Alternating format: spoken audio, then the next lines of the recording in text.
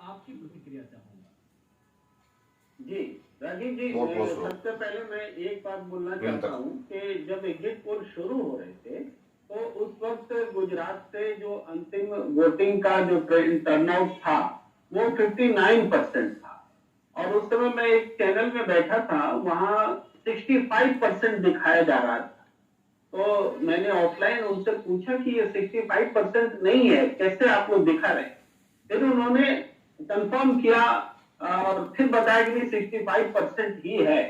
तो मैंने फिर भी कहा कंफर्मेशन का तो एकमात्र सोर्स जो है वो चुनाव आयोग ही होता है, और चुनाव आयोग का वोटर टर्नआउट जो ऐप है वो मेरे पास है, वो बता रहा है 59% है, तो 65 कैसे हुआ?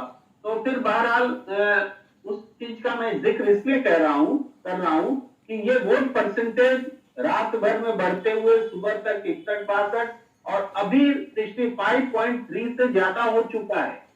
65% जो दिखाया गया था कल शाम में टेंटेटिवली, पता नहीं कौन से सोर्स से, वो आज 24 घंटे बाद अब वो उत्तरोत्तर अभी नहीं अमेंड होता चला जा रहा। 1-2 घंटे पहले वो 63 था और अभी 7 बजे मैं देख रहा हूं कि 65.3 उससे ज्यादा है। तो ये एक आश्चर्यजनक बात है जिसका मैंने उल्लेख किया। इसका माने मतलब मैं छोड़ता हूं, इसका क्या मतलब है।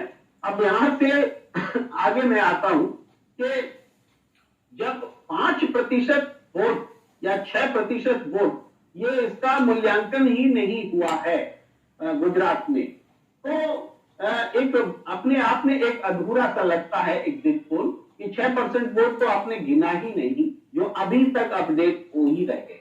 एक बात है। दूसरी बात है कि एग्जिट पोल को हम लोग एग्जैक्ट पोल क्यों नहीं मानना चाहिए, इसके बारे में हमने जो भी देखा, पैटर्न अध्ययन किया, वो नई सदी में, इस सदी में जितने भी एग्जिट पोल्स आए हैं वो अगर बीजेपी के पक्ष में रहते हैं तो सही साबित होते हैं। भारतीय जनता पार्टी के पक्ष में एग्जिट पोल जब रिजल्ट देता है तो वो अमूमन सही होता है, और जैसे वो बीजेपी के अगेंस्ट में देता है तो वो गलत हो जाता है। एक अपवाद है बिहार का, कि बिहार में महागठबंधन की जीत एग्जिट पोल बता रहे थे और वो जीत हो गई एनडीए की। ऐसे इसके अलावा कोई उदाहरण नहीं मिलता है। तो एग्जिट पोल जो है आमतौर पर बीजेपी के फेवर का दिखाता है।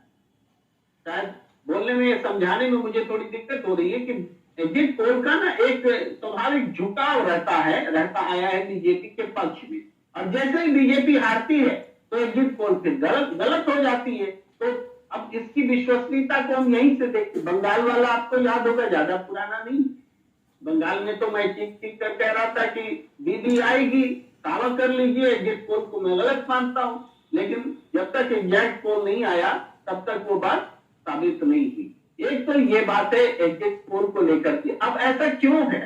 मुझे याद है एग्जिट पोल करने वालों का एक स्टिंग ऑपरेशन हुआ था, मैं तब टीवी पत्रकारिता में था, हमने उसको देखा था, दिखाया था, और उसमें जो आज के बड़े दिग्गज लोग हैं वो स्टिंग ऑपरेशन में पकड़े गए थे।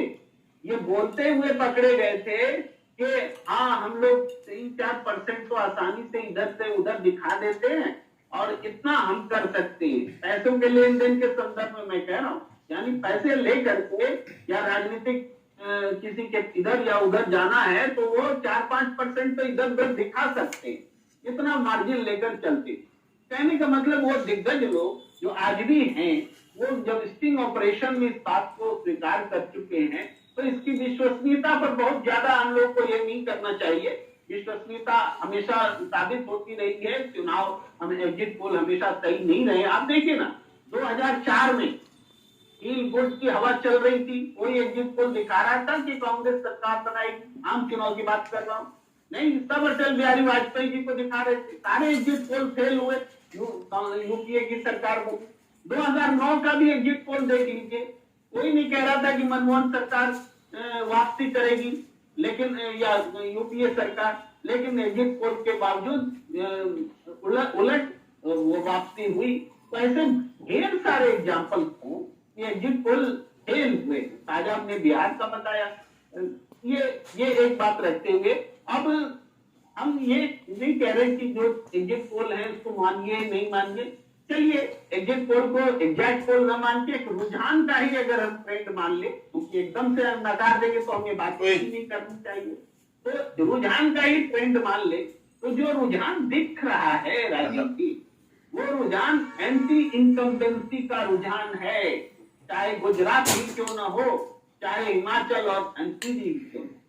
आप बोलेंगे गुजरात में अब कैसे ऐसा कह सकते, गुजरात में क्या बीजेपी को वोट प्रतिशत बढ़ता हुआ दिख रहा है? किसी एग्जिट पोल में नहीं दिख रहा कि बीजेपी का वोट प्रतिशत बढ़ रहा हो, ऐसा नहीं दिख रहा।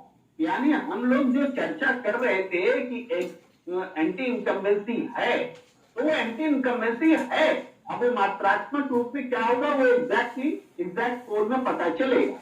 लेकिन गुजरात और हिमाचल को थोड़ा कंपेयर करें, आम आदमी पार्टी एक फैक्टर बन रही। हम ये शुरू से गुजरात को प्रेडिक्ट करने को लेकर के ये इस फैक्टर को सामने रखते रहे कि आम आदमी पार्टी का वोट परसेंटेज का शेयर जितना होगा, जितना बढ़ेगा, उस हिसाब से ये चुनाव प्रभावित होगा। अगर आम आदमी पार्टी 10% से ज्यादा वोट लाएगी तो ये ट्रायंगुलर कॉन्टेस्ट माना जाए। और अब तो कई एग्जिट पोल तो 20 बता रहे हैं, 20 और 17 इतना प्रतिशत है, सब तो प्योरली ट्रायंगुलर कॉन्टेस्ट है। तब वो मकसद जो हमने बहुत शुरू से कहा था कि आम आदमी पार्टी को इसलिए इंटरवीन कराया गया है गुजरात में, और इसलिए उनके साथ एक लगातार दिखाई जा रही है, ताकि पूरी लड़ाई को ट्रायंगुलर बनाया जा सके और बीजेपी वोट, विरोधी वोट जो है, एंटी इनकम्बेंसी जो वोट है, उसका बाइफर्केशन हो सके। तो एंटी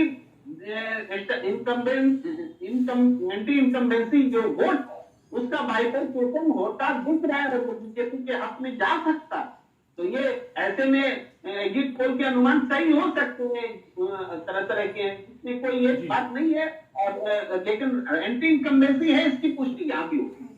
हिमाचल प्रदेश में आम आदमी पार्टी का फैक्टर नहीं के बराबर दिखा, आमने सामने की लड़ाई दिखी, तो वहां एंटी इनकम्बेंसी फैक्टर कांग्रेस को उस मुहाने पर पहुंचा रही है एग्जिट पोल में भी कि जहां से सत्ता पाया जाता है या सत्ता में परिवर्तन होता है, तो वो वहां दिख रहा है। एमसीडी के चुनाव में एंटी इनकम्बेंसी जबरदस्त फैक्टर रहा, और वहां कांग्रेस तो उस रूप में नहीं मौजूद रही जिस रूप में आम आदमी पार्टी गुजरात में दिख रही है। अन्यथा वहां भी बीजेपी जीत सकती थी। बीजेपी को 37% पिछले बार वोट मिला था, 37% से हो सकता है कि 38 हो जाए, 36 हो जाए, उसी के आसपास वोट रहना है बीजेपी को, इससे ज्यादा वोट नहीं आना है दिल्ली में। लेकिन जो कांग्रेस और आम आदमी पार्टी के पास 26 और 21% का जो 43% का टोटल वोट बैंक था, वो एक ज्यादा उसका चंक जो है आम आदमी पार्टी के पक्ष में इकट्ठा हुआ है। लेकिन एंटी इनकम्बेंसी तो एस्टैब्लिश हो ही रही है, जनता का गुस्सा तो एस्टैब्लिश हो रहा है। ये बात मैं इन एग्जिट पोल के संदर्भ में मैं कहना चाहता हूं। तो ये रणनीति, इसीलिए मैं कहना चाहता हूं कि चुनाव जीतना रणनीति है। क्योंकि आपके सवाल में एक बात आ रही थी कि क्या जन मुद्दों को उठाना छोड़ दिया जाएगा। अगर जन मुद्दे उठा करके भी जनता का यही फैसला है तो जन मुद्दे क्यों उठाए जाए? मैं इसका जवाब देना चाहता हूं कि नहीं, जन मुद्दे जनता को पसंद आते हैं, और नहीं भी आए तभी जनता के सरोकार के मुद्दे उठाए जाने चाहिए, क्योंकि आंख दिखाने का काम, मार्गदर्शन करने का काम नेतृत्व करता है, इसीलिए वो नेतृत्व है, नहीं तो हर कोई नेतृत्व हो सकता है। तो नेतृत्व ये काम कर रहा है, करना चाहिए, और ये जो दिख रहा है ना परिणामों में, वो भी उस बात की पुष्टि कर रहा है कि हाँ, जनता में गुस्सा है। चुनावी रणनीति को दुरुस्त कीजिए तो तब सरकार बदलती। चुनाव जीतने का काम जनता नहीं करती, जनता तो वोट देती है। अब बाइफरकेट हो जाएगा एंटी इनकम्बेंसी वोट, तो जनता क्या करेगी? ये चुनावी रणनीति को सजाने का काम, एकजुट करने का काम ये करना चाहिए। अगर कांग्रेस पार्टी को लगता है कि आम आदमी पार्टी वहां एंटी बीजेपी विरोधी फोर्सेज है, तो आम आदमी पार्टी को भी लगता है कि यहाँ सरकार बदलनी चाहिए, तो फिर यहाँ पर सारे डिफरेंसेस को कैसे चेक करें, ये भी देखने की बात होनी। हो सकता है आप मेरी बात से सहमत ना हो, बहुत लोग नहीं हो सकते, मैं भी रैंडमली बात बोल रहा हूँ, लेकिन अगर आप एंटी इनकम्बेंसी को रिप्रेजेंट करना चाहती, सरकार को हटाना चाहती, तो रणनीति के मुद्दे पर आपको काम करना पड़ेगा। बस यही बात मैं आपको कह रहा हूँ। जी जी बिल्कुल सही कह रहे हैं आप, लेकिन यही है कि